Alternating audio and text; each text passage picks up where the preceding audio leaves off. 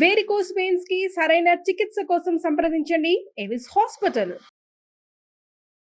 నమస్తే రమగారు. నమస్తే జయ. రమగారు, కార్తీక మాసంలో నదీ స్నానం కానీ సముద్ర స్నానం కానీ తప్పక చేయాలి అని చెప్తూ ఉంటారు.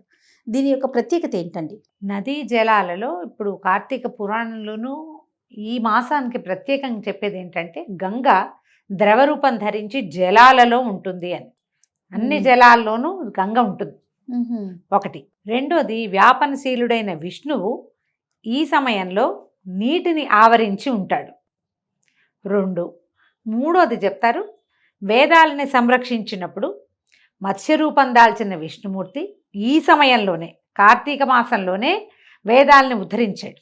ఆ వేదాలు జలాలలో దాక్కుని ఉండటం వల్ల, వేదాలు జలాలలో దాగి ఉన్న ఆ సమయంలోనే మనం ఇప్పుడు స్నానం చేయటం వల్ల అవబృధ స్నానం అంటే యజ్ఞంలో మొత్తం అంతా అయ్యాక చివరికి చేయిస్తారు కదా మంత్రపూత స్నానం, దాంతో సమానం అవుతుంది ఇప్పుడు జలాలలో స్నానం చేస్తే అని. అందుకని ఇవి ఎలా చెప్తారు, ప్రవహణశీలంగా ఉన్న నీళ్లు వాటిలో స్నానం చేస్తే మంచిది అని. ఇది ఆరోగ్య శాస్త్రరీత్యా జయ.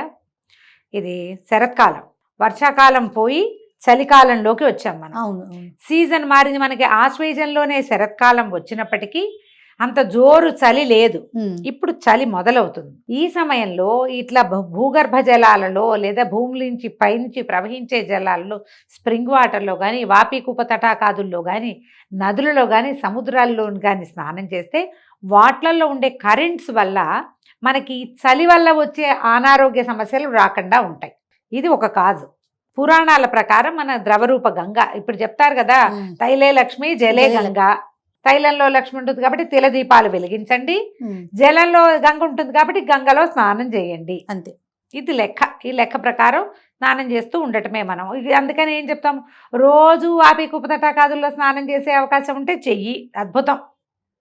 లేదు ఏదో ఒక్కసారైనా చెయ్యి, కనీసం నెలలో ఒకసారి సముద్ర స్నానం చేయండి. కార్తీక పౌర్ణమి విశేషం. మామూలుగా పౌర్ణముల్లో మనకి స్నానాలు చెప్పరు, పౌర్ణమిలో సముద్రం దగ్గరికి వెళ్ళొద్దంటారు.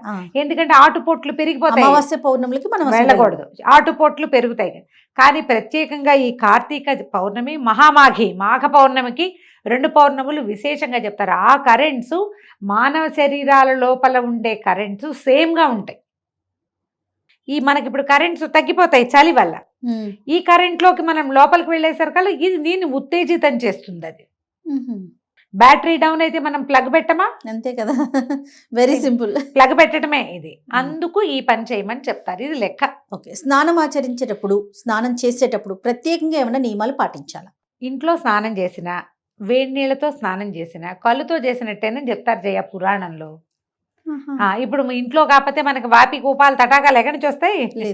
లేవు. మనకు ఉద్యోగం సద్యోగం బోల్డ్ ఉన్నాయి, ఇప్పుడు చేయలేకపోతాం. అందుకని ఏం చెప్పారు, ప్రాతకాలమే చెయ్యి, గంగే చేమనే చేయవ గోదావరి సరస్వతి అని గంగని యమునని అలా మహానదులన్నిటిని స్మరించుకో. వేడి నీళ్ళతో చేయకు, చల్లటి నీళ్ళతో చెయ్యి. ఇవి ఇప్పుడు ట్యాంక్ వాటర్ కాకుండా బోర్ వాటర్ దొరుకుతుందేమో ట్రై చేయి. లేదు నీ దొరకలేదు, నీ జీవితానికి నిష్కృతి లేదు, ట్యాంక్ వాటరే గతి. అప్పుడు ఏం చేయాలి, హరగంగే అని గంగని తలుచుకుని స్నానం చేయండి. ప్రతిరోజు తలస్నానం చేయాలి. ఇది నియమం ప్రకారం చేయాలి. మనం నెల రోజులు నువ్వు ఆ నియమం పెట్టుకుంటే, నెల రోజులు తన నెత్తి మీద నీళ్ళు పోసుకుంటాను అని పెట్టుకుంటే చెయ్యొచ్చు. దీనికి మీ ఆరోగ్యం, మీ ఇంటి పరిస్థితులు అన్నీ సహకరించాలి. నియమం పెట్టుకుంటే చెయ్యండి. నియమం లేదు, మంచి మన పర్వదినాల్లో మాత్రం చేస్తానని పెట్టుకోండి, సరిపోతుంది. ఇప్పుడు మరి నదికి వెళ్ళామనుకో, నదిలో మునుగుతారు, మునకేగా, కాబట్టి తలస్నానం ఎలాగే అయిపోతుంది. ఏ చెరువుకో వెళ్తావు, స్విమ్మింగ్ పూల్ కాదు సుమి, చెరువు. భూమి మీద ఆటోమేటిక్గా ఏర్పడ్డ ఉంటాయి కదా, తవ్వినవి కూడా. ఊళ్ళల్లో తవ్విన చెరువులు ఉంటాయి కదా, మంచినీళ్ళ చెరువులు, బావులు, వాటిలో నీళ్ళు ఎత్తి పోసుకోవటమే. శివ అంటాం, పోసుకోవటం చేయగలిగితే. మనం ఇంట్లో చేసేటప్పుడు ఈ హరగంగే అని గంగని, శివుణ్ణి తలుచుకుని, విష్ణువుని తలుచుకుని స్నానం చేస్తే మంచిది. అయితే మనం నదీ స్నానాలు, చెరువులో ఎక్కడైనా చేసేటప్పుడు సంకల్పం చెప్పుకుని స్నానం చేస్తే, మనం రోజు చేయలేం కదా ఈ నదీ స్నానాలు. అవి నెలకులో 1-2 సార్లు వెళ్తాం. సంకల్పం చెప్పుకుంటే ఫలితం బాగా పూర్తిగా లభిస్తుందని చెప్తారు. అది ఈ సంకల్పం ఎవరు చెప్పాలి రమ్మగారు, ఎవరికి చెప్పాలి, ఎట్లా దీనికి ఏమైనా ప్రత్యేకమైన నియమాలు ఉంటాయా? చాలా మంది ఆ సంకల్ప మంత్రం చెప్పచ్చు కదా మీరు అని నిరుడు చాలా మంది అడిగారు, మీరే సంకల్ప మంత్రం చెప్పచ్చు అని. కార్తీక పురాణంలో ఒక ప్రత్యేకమైన విషయం చెప్తారు జయ. దీని గురించి నేను విడిగా తెలుసుకున్న దానికంటే 3-4 రకాల కార్తీక పురాణాలు చదివాక 3-4 ఏళ్ళ నుంచి చదువుతుంటే నాకు స్పష్టంగా తెలిసింది. జంధ్యం ఉన్న వాళ్ళు సొంతంగా సంకల్పం చెప్పుకుని స్నానం చేయొచ్చు. జంధ్యం లేని వాళ్ళు స్త్రీలు, జంధ్యం ఉన్న వాళ్ళ స్త్రీలు కూడాను, వీళ్ళకి ఇతరులు మంత్రం చెప్పాలి. ఓహో. స్త్రీలు ఇది చెప్పించుకోవాలి, సంకల్పం చెప్పించుకొని స్నానం చేయాలి. క్లియర్గా రాశారమ్మా అందులో. ఇప్పుడు నేను మామూలుగా రోజువారీ పూజ చేసుకుంటానా, అయినా కూడా పూజ చేసుకున్నప్పుడు సంకల్పం చెప్పుకుంటా. రోజువారీ పూజలో నిత్య సంకల్పం చెప్పుకునే అలవాటు ఉన్న వాళ్ళు కూడా స్నానానికి పురోహితుడితో సంకల్పం చెప్పుకుని ఆయనకి దక్షిణ ఇచ్చి స్నానం చేయాలట. అది కూడా బ్రాహ్మణుడితోనే చెప్పించుకోవాలి. చెప్పించుకోవాలి. అంతే కదా. ఇప్పుడు ఇది లెక్కగా ఉంది. ఒట్టిగా కూడా పోనీ అది కాదు, మనకి సంకల్పం వద్దు. ఒట్టిగా మీరు నదీ స్నానం చేసినా దగ్గరగా ఫలితం లభిస్తుంది. మనకి నదీ స్నాన ఫలితం లభిస్తుందా? ఆ కరెన్సీకి మనం గోత్రు అవుతామా? కార్తీకంలో చెప్పబడిన స్నాన విధి పనికొస్తుంది. మీరు ఒకసారి ఇలాంటి అవకాశం తీసుకోండి. ఓహో. తప్ప ఇప్పుడు సంకల్పం చెప్పకపోతే ఇప్పుడు స్నానం వృధా పోతుందన్న మాట చెప్పలేదమ్మా పురాణంలో. అవకాశం ఉన్నవాళ్ళు ఈ పని చెయ్యండి. మనం గోదావరి, కృష్ణ ఇట్లాగా మంచి తీరాల దగ్గర బ్రాహ్మలు తిరిగే చోట మనం ఎక్కడైనా చేసామనుకో, అయ్యా ఒక సంకల్పం చెప్పండి, స్త్రీలు కూడా ఖచ్చితంగా సంకల్పం చెప్పించుకోవాలి. నేను శ్రీపాద సుబ్రహ్మణ్యం గారి పుస్తకాలలో క్లియర్గా కనపడుతుంది ఇది. సంకల్పం చెప్పించుకుని స్నానం చేయటం అని. బ్రాహ్మణ స్త్రీలే వెళ్ళి నది దగ్గరకు వెళ్ళి ఎవరో కనపడితే అయ్యా సంకల్పం చెప్తారంటే సంకల్పం చెప్పించుకుని ఓ రూపాయో అర్ధో పావలవో బేడో దక్షిణ పట్టడం ఈ నియమం ఉంది.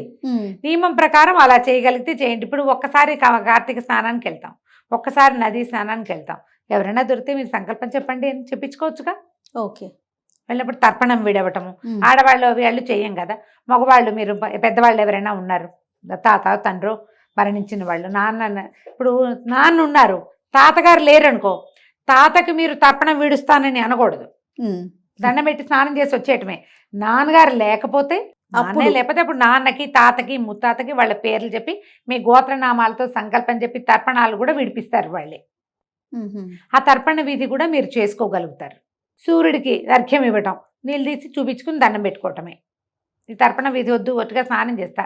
స్నానం చేసే ప్రాతకాలంలో ఓ దోశలు నీళ్ళు దూసి సూర్యుడికి చూసుకుని దండం పెట్టుకుని, ఆయన ప్రత్యక్ష నారాయణమూర్తి, ప్రత్యక్ష భగవానుడు నన్ను రక్షించు, కాపాడి భూమిని రక్షించని మంచిగా చక్కటి మంచి మాటలతో చెప్పుకొని ఆ నీళ్ళు ఆయనకు వదిలిపెడితే సరిపోతుంది. మన సంకల్పం చేసుకోండి, అంతే. పనికి వస్తుందమ్మా, అంత తప్పేం లేదు. కానీ పురాణంలో మాత్రం ఇట్లా క్లియర్గా చెప్పబడింది. మనం ఇంట్లో సంకల్పం చెప్పుకోలేము. మనం ఇళ్లలో నూతుల్లో స్నానం చేసే మగవాళ్ళు వాళ్ళు సంకల్పం సొంతంగా దంధ్యం ఉన్నవారైతే చెప్పుకోవచ్చు. దీంట్లో ఏంటంటే మనం ఇవి మామూలుగా ఇది వరకటి కాలంలో ఇంత వ్యవహారం లేదు జయ.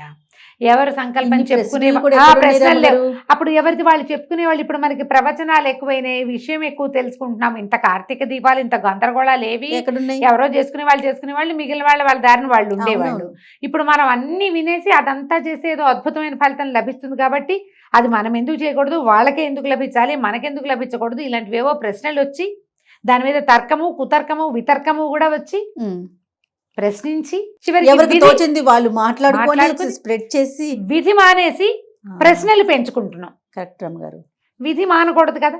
కార్తీకంలో పోట్లాడకూడదని ఉంటుంది పురాణంలో. మనం ఆపుతున్నామా? ముందు ప్రశ్నలకే పోట్లాడుతున్నాంగా మనం. ప్రశ్నే పోట్లాట మనకి. ఏంటి మేము ఎందుకు చేయకూడదు, కావాలంటే చేసుకో, దాంట్లో చెప్పింది అయితే అది అంతే.